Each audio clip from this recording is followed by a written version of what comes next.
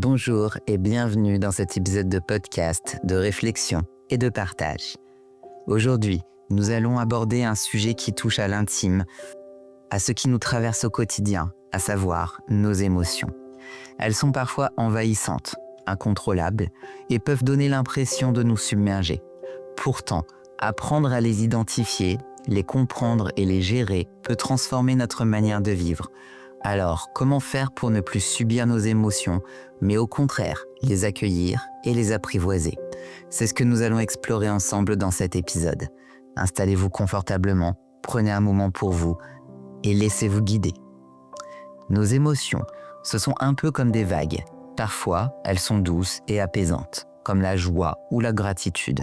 Et parfois, elles sont puissantes, déstabilisantes, comme la colère, la tristesse ou encore la peur. Ce qui est certain, c'est que nous ne pouvons pas les ignorer. Les émotions font partie de nous. Elles sont des messagères, des signaux que notre corps et notre esprit nous envoient pour nous aider à comprendre ce que nous vivons. Mais soyons honnêtes, qui n'a jamais essayé de refouler une émotion gênante? On nous a souvent appris à rester fort, à ne pas pleurer, à passer à autre chose. Pourtant, quand nous repoussons nos émotions, elles ne disparaissent pas. Elles restent tapies quelque part, prêtes à ressurgir à un moment où on s'y attend le moins. J'ai moi-même longtemps eu du mal à gérer certaines émotions. Je me souviens d'une période où je me sentais constamment submergé par la tristesse et l'anxiété. À chaque fois que ces émotions montaient, ma première réaction était de les refouler. Je me plongeais dans le travail, je cherchais à m'occuper l'esprit pour ne pas y penser. Mais bien sûr, cela ne faisait que repousser le problème. Un jour, après un événement particulièrement difficile, j'ai décidé d'affronter ce que je ressentais. Je me suis assise avec mes émotions et au lieu de les fuir, je leur ai donné de l'espace. Et ce que j'ai découvert, c'est que mes émotions, aussi intenses soient-elles, étaient là pour me parler. Elles me montraient des besoins que je ne voyais pas et des blessures que je n'avais pas pris le temps de soigner. Alors comment faire pour accueillir nos émotions? La première étape, c'est de les identifier. Prenez un moment, quand vous vous sentez envahi par une émotion, pour la nommer.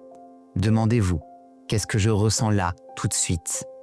Est-ce de la colère, de la tristesse, de l'angoisse, de la joie? Mettre des mots sur ce que l'on ressent peut déjà apaiser une partie de l'intensité émotionnelle. C'est comme si vous disiez à votre esprit « je t'entends, je te reconnais ». Ensuite, une fois que vous avez identifié l'émotion en question, laissez-la s'exprimer. Cela ne veut pas dire exploser ou se laisser complètement emporter, mais simplement permettre à cette émotion d'exister. Par exemple, si vous êtes triste, autorisez-vous à pleurer. Si vous êtes en colère, exprimez cette colère d'une manière saine, peut-être en écrivant ce que vous ressentez ou en parlant à quelqu'un en qui vous avez confiance. Une chose que j'ai apprise, c'est qu'il est important de comprendre l'origine de nos émotions. Une émotion ne surgit jamais de nulle part. Elle est souvent liée à un besoin qui n'a pas été comblé ou à une peur profonde. Par exemple, la colère peut être un signe qu'une limite a été franchie. La tristesse peut indiquer une perte ou un manque. L'anxiété, quant à elle, peut être un reflet d'un besoin de sécurité. Prendre le temps de se poser ces questions peut vraiment changer la manière dont vous vivez vos émotions. Par exemple, lorsque je ressens de l'anxiété, je me demande « Qu'est-ce qui, en ce moment, me fait me sentir vulnérable? De quoi ai-je besoin pour me sentir en sécurité ?» Et souvent, le simple fait d'identifier ce besoin m'aide à calmer cette émotion. Mais accueillir et comprendre ces émotions, c'est aussi apprendre à les réguler. Cela ne veut pas dire les contrôler ou les réprimer, mais simplement trouver des moyens de ne pas se laisser submerger par elles. Personnellement, ce qui m'aide, c'est de me créer des moments pour me recentrer.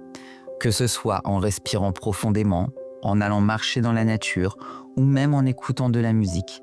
Ces petits rituels du quotidien m'aident à revenir à moi-même. Et puis il y a des jours où nos émotions sont tellement fortes que rien ne semble suffire. Alors dans ces moments-là, je me rappelle que c'est OK. C'est normal de se sentir débordé parfois. Et ce qui compte, ce n'est pas de chercher à être parfait dans la gestion de nos émotions, mais simplement de faire de notre mieux, avec bienveillance envers nous-mêmes. Une autre chose importante que j'ai apprise, c'est que nos émotions sont liées à nos pensées. Parfois, nous entretenons des émotions négatives en nous racontant des histoires dans notre tête. Je ne suis pas assez bien, je ne vais jamais y arriver, les autres vont me juger. Ces pensées amplifient souvent nos émotions. Alors la prochaine fois que vous vous sentez envahi, essayez de vous demander « Quelle histoire suis-je en train de me raconter en ce moment et est-ce vraiment vrai ?» J'aimerais partager avec vous une réflexion qui m'a beaucoup aidé. Nos émotions, même les plus difficiles, sont temporaires. Elles viennent, elles montent et elles finissent toujours par redescendre. C'est comme une vague qui finit par se calmer. Alors quand vous vous sentez dépassé, rappelez-vous que ce que vous ressentez en ce moment n'est pas éternel et vous avez en vous la force de traverser cette émotion.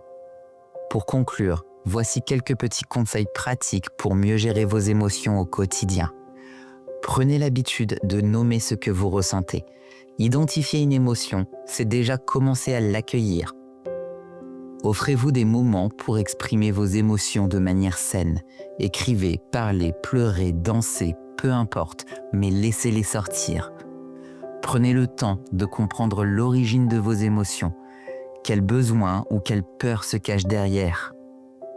Créez des rituels pour vous recentrer, une promenade, un moment de calme ou tout ce qui vous aide à vous apaiser. Rappelez-vous que tout passe et que rien n'est définitif. Vos émotions ne vous définissent pas, elles sont simplement de passage. Merci d'avoir été avec moi pour cet épisode. J'espère que ces réflexions et ces conseils vous aideront à vivre vos émotions de manière plus sereine et à ne plus les subir. Si cet épisode vous a parlé, n'hésitez pas à vous abonner, à partager vos réflexions avec moi en commentaire et potentiellement à partager ce podcast avec des gens qui pourraient en avoir besoin. Prenez soin de vous et souvenez-vous, vos émotions sont vos alliés, pas vos ennemis. Et à très bientôt pour un nouvel épisode de podcast. Namasté.